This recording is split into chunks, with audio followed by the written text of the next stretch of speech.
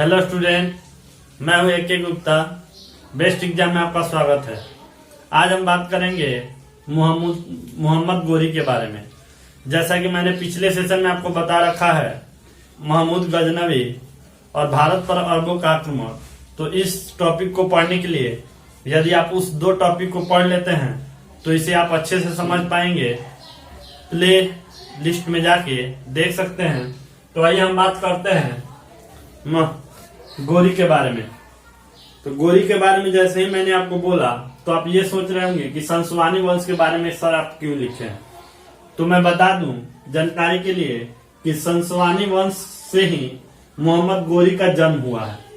यानी संसवानी वंश से ही मोहम्मद गोरी यहाँ निकल के आया है। इसलिए मैं संसवानी वंश को बता रहा हूँ ताकि आप इसे अच्छे से समझ पाए।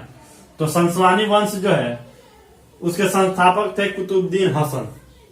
तो कुतुबुद्दीन हसन जो थे उनके 6 पुत्र हुए थे। 6 पुत्र हुए कुतुबुद्दीन हसन के। उनमें से एक ये पुत्र थे मोहम्मद गोरी, जो उभर कर सामने आए और उन्होंने इस गद्दी को संभाला। तो हम बात करेंगे मोहम्मद गोरी के बारे में।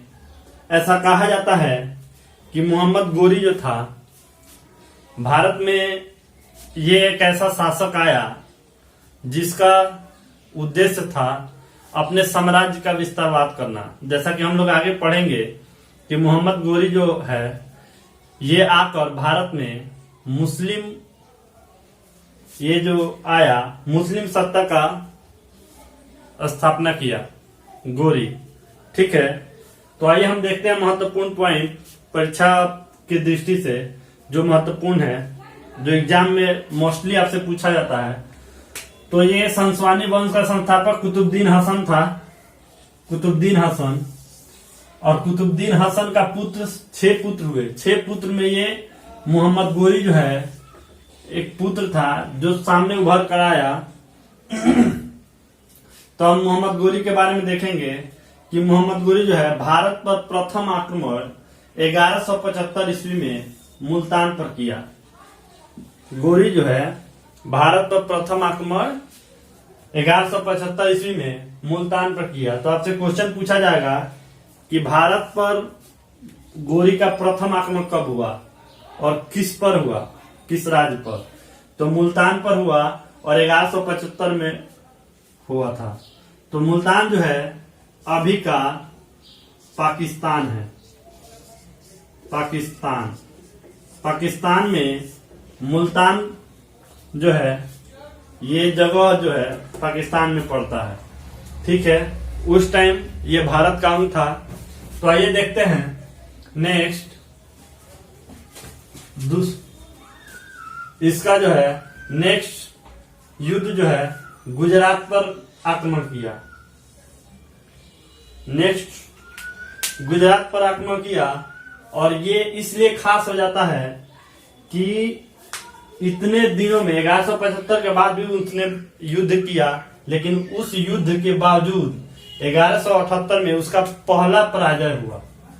1178 में गोरी का प्रथम पराजय का मुंह देखना पड़ा, जो कि गुजरात के युद्ध के समय हुआ था। उसके बाद खास हो जाता है तराइन युद्ध। तराइन युद्ध के बारे में आपने कहीं ना कहीं क्वेश्चन में देखा होगा या पढ़ा होगा कि तराइन का प्रथम युद्ध जो है 1191 ईस्वी में हुआ था। तराइन का प्रथम युद्ध एग्जाम में बहुत बार पूछा जाता है कि तराइन का प्रथम युद्ध जो है किनके किनके बीच हुआ था, या ये पूछ लिया जाएगा आपसे कि तराइन का युद्ध जब हुआ उसमें किसकी जीत और किसकी हार हुई। तो तराइन के युद्ध में पृथ्वीराज की जीत हुई थी और गोरी की हार हुई थी। उसके बाद से ऐसा कहा जाता है कि गोरी जो है वापस गया और अपने सेना को संगठित करने में समय लगा दिया, यानी युद्ध की तैयारी करने लगा जोर शोर से। वहीं ये जो पृथ्वीराज थे इनका मानना था कि इनके सेनापति जो थे उन्होंने गोरी को हरा दिया। तो इनके मन में ये चल रहा था कि गोरी जो है मेरे सेनापति से हार चुका है और वो दोबारा अब नहीं आएगा, और यदि आता भी है तो जब सेनापति हरा दिया तो मैं तो उसे हरा ही दूंगा। यही इनके मन में भ्रम था, जिसके कारण द्वितीय तराइन युद्ध हुआ। और द्वितीय तराइन युद्ध में पृथ्वीराज को मुंह की खानी पड़ी और उनको हार का सामना करना पड़ा। ठीक है, अब यहीं से पता चलता है, ये द्वितीय तराइन युद्ध के बाद ही पता चलता है कि भारत में मुस्लिम संस्था का स्थापना हुआ। और आपसे क्वेश्चन पूछा जाएगा कि भारत में मुस्लिम सत्ता का संस्थापक कौन थे, तो गोरी जो है, मोहम्मद गोरी, इन्होंने ही मुस्लिम सत्ता का स्थापना किया था। तो ये बहुत बार क्वेश्चन में देखा गया है कि आपसे पूछेगा कि मुस्लिम सत्ता का संस्थापक कौन है, तो आप मोहम्मद गोरी को टिक करेंगे। ये तो पूछता ही रहता है, तराइन का प्रथम युद्ध, तराइन का द्वितीय युद्ध, ये पूछता रहता है। तो आइए नेक्स्ट देखते हैं, चंदावर का युद्ध। चंदावर का युद्ध इसलिए खास हो जाता है, ऐसा कहा जाता है कि मोहम्मद गोरी जो था, इस युद्ध के बाद वह इतना खुश हुआ कि उसने एक सिक्का जारी किया। उस सिक्के में एक तरफ लक्ष्मी जी का पिक्चर था, तो दूसरी तरफ अरबी में कलमा लिखा हुआ था, इसलिए यह युद्ध खास हो जाता है। तो आइए देखते हैं, चंदावर का युद्ध जो है 1194 ईस्वी में हुआ। इसमें गोरी की जीत और जयचंद की हार हुई। ऐसा कहा जाता है कि जयचंद जो थे, इनके चारों तरफ, कन्नौज के चारों तरफ जो राजपूत थे, वो लोग या तो कोई हार गया था युद्ध में गोरी से, या दूसरे लोग जो थे, इनमें आपस में बहुत ज्यादा मतभेद थी। ऐसा कहा जाता है कि राजपूत जो लोग थे, वो अपने आप को एक शक्तिशाली राजा मानते थे, जिसके कारण एक दूसरे में हमेशा मतभेद रहता था और वो एक दूसरे के प्रति हमेशा अपने को उच्च कोटि के मानते थे, जिसके कारण उनमें संगठन नहीं होता था और वो युद्ध में एक दूसरे का साथ नहीं देते थे। यही वजह है कि भारत जो है राजपूतों से विहीन हो गया, पराजित हुआ या दुख झेलना पड़ा। तो गोरी का जीत हुआ और जयचंद का हार हुआ, वही रीजन था। इसमें हम देखेंगे, जैसा कि मैंने आपको बताया, कन्नौज विजय के बाद गोरी जो था सिक्का जारी किया, जिसमें एक तरफ सिक्के की एक ओर देवी लक्ष्मी की आकृति, तो दूसरी ओर अरबी में कलमा लिखा हुआ था। आपसे क्वेश्चन में ये डायरेक्ट पूछा जाता है कि कौन से शासक ने सिक्के जारी किए जिसमें एक तरफ लक्ष्मी की आकृति तो दूसरी तरफ कलमा लिखा मिलता है। तो ये मोहम्मद गोरी जो है शासक है जिसने जारी किया। इसमें 2-3 टाइप से आपसे क्वेश्चन पूछ लिया जाएगा। जो कभी पूछा जाएगा चंदावर का युद्ध कब हुआ, उसमें कौन हारे कौन जीते, उसके बाद सिक्का कौन जारी किया, यही सब आपसे पूछ लिए जाएंगे। आइए देखते हैं। ऐसा माना जाता है कि मोहम्मद गोरी के 2 प्रमुख सेनापति थे जो उसके लिए वरदान साबित हुए। ऐसा इसलिए कहा जाता है कि तराइन का द्वितीय युद्ध और चंदावर के युद्ध में उन लोगों ने महत्वपूर्ण भूमिका निभाई थी। ठीक है, तो गोरी जो था, गोरी के जाते समय, गोरी कुछ समय बाद चंदावर युद्ध के बाद कुछ दिनों तक रहा और उसके बाद वह वापस लौटने का निश्चय किया अपने राज्य में।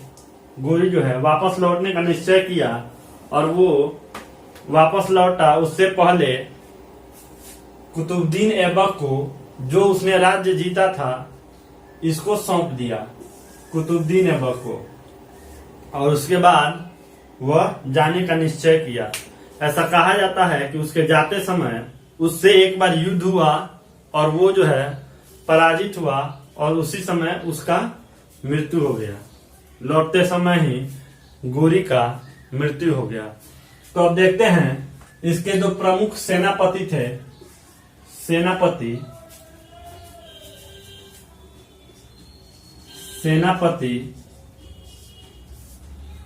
कुतुबुद्दीन ऐबक और बख्तियार खिलजी। तो कुतुबुद्दीन ऐबक जो है 1206 ईस्वी में गुलाम वंश, दास वंश और इसको ममलुक वंश भी बोला जाता है, इसकी स्थापना की। तो आगे हम पढ़ेंगे गुलाम वंश और दास वंश के बारे में। आगे जो सेशन आएगा उसमें हम इसे विस्तार से जानेंगे कि गुलाम वंश दास वंश क्या था, इसमें कौन कौन सी घटनाएं घटी। नेक्स्ट हम देखते हैं बख्तियार खिलजी। बख्तियार खिलजी एक तरह का बहुत ही अलग लेवल का था, ऐसा मान लीजिए, क्योंकि इसके बारे में कहा जाता है कि जब ये लौटा मोहम्मद गोरी के जाने के बाद तो इसने बिहार और बंगाल पे चढ़ाई की। बख्तियार खिलजी जो है बिहार और बंगाल पे चढ़ाई किया, तो बिहार को जीता और बिहार में जैसे ही प्रवेश किया तो नालंदा में गया और नालंदा में नालंदा विश्वविद्यालय का सर्वनाश कर दिया। उसी का ये देन है कि आज बिहार में जो नालंदा विश्वविद्यालय है जो खंडहर बना पड़ा है। आपसे क्वेश्चन में पूछा जाता है और ये बहुत बार देखा गया है, बीपीएससी में हो या दरोगा, बिहार दरोगा में ये क्वेश्चन पूछा जाता है कि नालंदा विश्वविद्यालय या विक्रमशिला विश्वविद्यालय को किसने ध्वस्त किया था, किसने नष्ट किया था। तो यही बख्तियार खिलजी है जिसने विक्रमशिला को नष्ट किया, ध्वस्त करवाया था। तो आपसे क्वेश्चन में ये पूछा जाएगा, जैसे ही बिहार को ये पराजित किया और नष्ट किया नालंदा विश्वविद्यालय को, विक्रम विश्वविद्यालय को, उसके बाद वो बंगाल पे चढ़ाई किया और बंगाल पे जैसे ही चढ़ाई किया तो वहां का जो सेन शासक था, सेन शासक अंतिम शासक बचा था जो लक्ष्मण नाम था उसका, जैसे ही वो सुना कि बख्तियार खिलजी उस पर चढ़ाई करने वाला है वो भाग के लंक लग गया। उसके बाद बख्तियार खिलजी बंगाल पे चढ़ाई किया और बिहार और बंगाल पे अपना शासन किया। ठीक है, तो यही समाप्त होता है गौरी साम्राज्य। मोहम्मद गौरी के बारे में यही समाप्त होता है। परीक्षा पॉइंट ऑफ व्यू से ये बहुत इंपॉर्टेंट टॉपिक है, इसके बारे में आप इसे 1 से 2 बार देख लीजिएगा या इसको नोट कर लीजिएगा। नेक्स्ट हम देखेंगे नेक्स्ट सेशन में राजपूत वंश। राजपूत वंश में हम देखेंगे परमार वंश, चंदेल वंश, गुर्जर प्रतिहार, इन सारे वंशों के बारे में हम नेक्स्ट सेशन में देखेंगे। उसमें आप देखेंगे कि बहुत से इतिहासकारों का मत है, कोई कहता है कि जो राजपूत हुए वो अग्निकुंड से उत्पन्न हुए, जो है क्षत्रिय से उत्पन्न हुए। इन्हीं सब चीजों को विस्तार से हम जानेंगे नेक्स्ट सेशन में। तो आप नई एनर्जी और नई जोश के साथ नेक्स्ट सेशन में हम पढ़ेंगे उस चीज को। तब तक के लिए धन्यवाद। और आपसे एक गुजारिश है, कर दिखाइए कुछ ऐसा कि आपके दोस्त या आपके परिवार या जो भी है आपसे जूनियर बनना चाहे आपके दर्शक। तो इसके लिए आप कड़ी मेहनत और लगन, पूरी एनर्जी के साथ डटे रहिए। जैसे कि हम लोगों ने कैंपेन भी चला रखा है, मैं भी बेरोजगार, उसमें आप पार्टिसिपेट करिए। मेरे द्वारा एक एप्लीकेशन लिखा गया था, जो यदि आप नहीं देख पाए उस एप्लीकेशन को जाके देख सकते हैं। बेरोजगारी पे हल्ला बोल, मैंने मोदी जी के पास एक लेटर लिखा हुआ है, आप उस लेटर को पढ़ सकते हैं उस लिंक में जाकर। तो वहाँ से भी हम लोग पूरी दृढ़ता के साथ लड़ रहे हैं। तो धन्यवाद। हंसते रहिए, मुस्कुराते रहिए और अपने